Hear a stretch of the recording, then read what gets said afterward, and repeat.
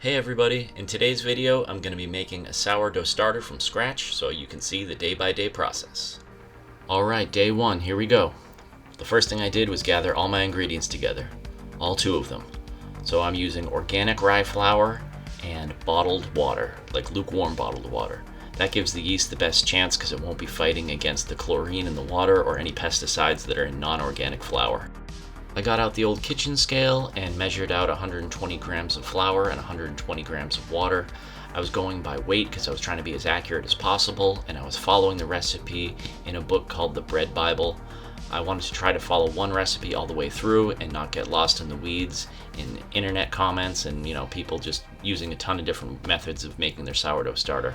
So I got my crock out here, and then once the flour and water were mixed, I simply just put it in the crock, smushed it down awkwardly a little there, and then, like the recipe says, I put it in a room that was about 65 degrees and let it sit overnight. Day 2.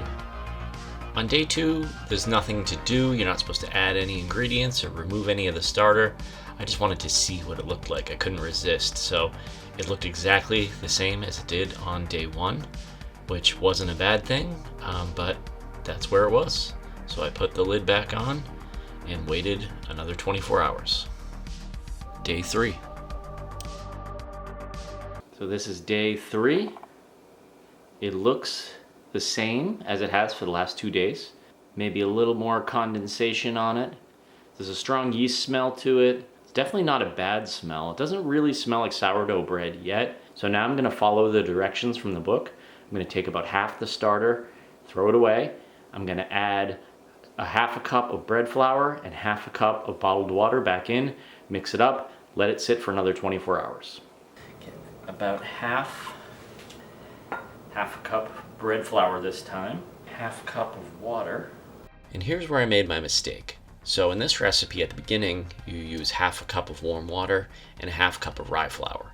And then when you take half the starter out and you add the ingredients in daily, it changes to a quarter cup of water and a half cup of bread flour. I was doing the bread flour correctly at half a cup, but I was also adding a half cup of water. So we'll see what happens. Day 4. A lot of activity in there. Look at all those bubbles.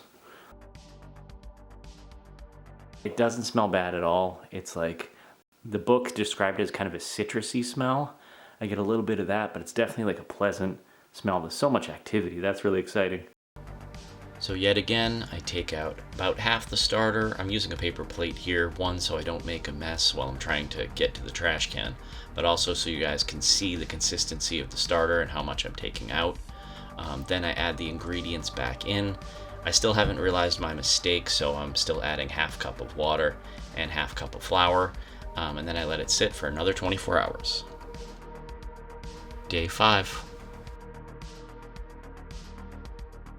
Strong smell.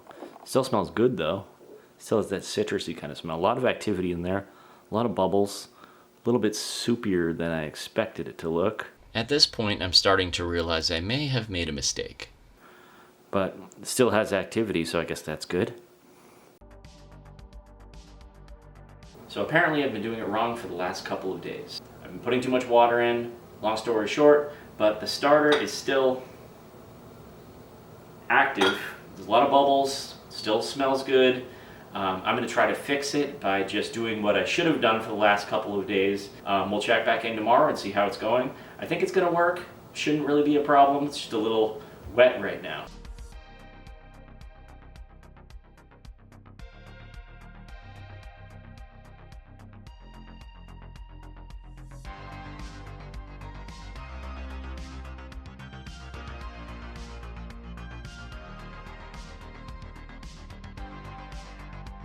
Day 6. There's some bubbles in there. Not huge bubbles, but there's a good amount of them. A little soupy, but not as soupy as yesterday. Let me smell it. The smell isn't super strong, but doesn't have that strong yeast smell, doesn't have a citrus smell. So now I'll just take half out and add the ingredients back in and give it another day and see where she's at. Day 7. Let's take a look. No strong smell right off the bat. Definitely some bubbles in there. Well, yesterday it smelled like paint, I thought. Today it doesn't smell like paint. There's a smell to it. It is yeasty, but not as strong as it was like the third day. So I think we might be on the right track, but let's keep going.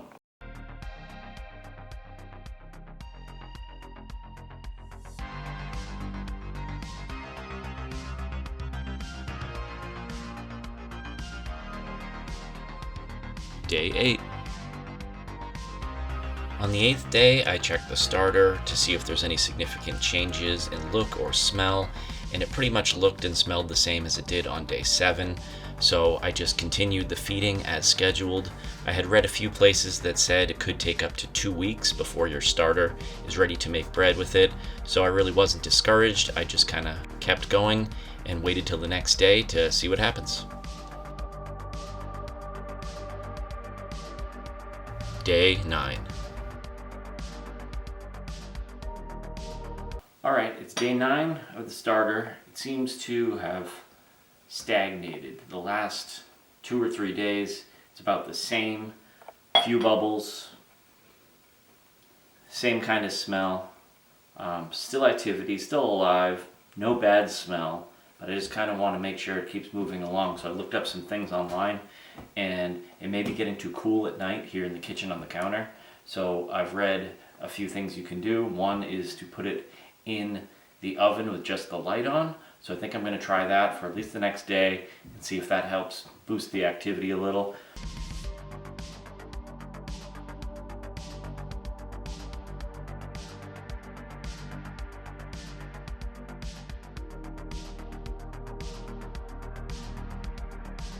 Day 10. Okay, day 10, I think, the sourdough starter journey here. So this has been in the oven with the light on, but let's open it up and take a look. Okay, I'm liking that. Look at that. There's bigger bubbles in there, kind of pulling away. You can see how when I tip it and it pulls away like that, the bigger bubbles. Ooh, that smells good. It's like getting less strong each day, but it's like, it smells more like sourdough, like kind of how I'd want it to smell. Ooh, I'm excited. I think it might be close to being done. Day 11. Okay, it's day 12, I think, or 11. I don't know, I'll put it on the video once I can count right. But this is what it looks like today. So you can see on the edge there where it's stuck, which is great because it looks like it rose up and then fell back down again. And there's lots of little bubbles in there. It smells like it did yesterday. It smells like kind of strong, but you have to put your face right over the container to get the smell. It doesn't hit you as soon as you open it. It smells good. It smells just like sourdough bread. So I'm going to feed it one more time today, and then tomorrow I'll try to make some bread with it. So the whole process took 11 days, from having just some flour and water to having my very own homemade sourdough starter. And as you guys saw, I made a couple of mistakes in there, but I tried to keep everything consistent with the timings, with the type of flour I was using, and just making sure I kept an eye on it and made adjustments as necessary. Once you reach this point, you can keep your starter in the fridge, and you can drop your feedings to once or twice a week, or when you're ready to bake with it. But that's not the end of the journey. I still have to use my starter to try to make a loaf of homemade sourdough bread, and that happens in part 2 of this video. Another important thing that I have to do, and that all of you should do with your starter, is you have to name it. So my starter's name is Lois, and I hope to have Lois for a very long time. Thanks for watching.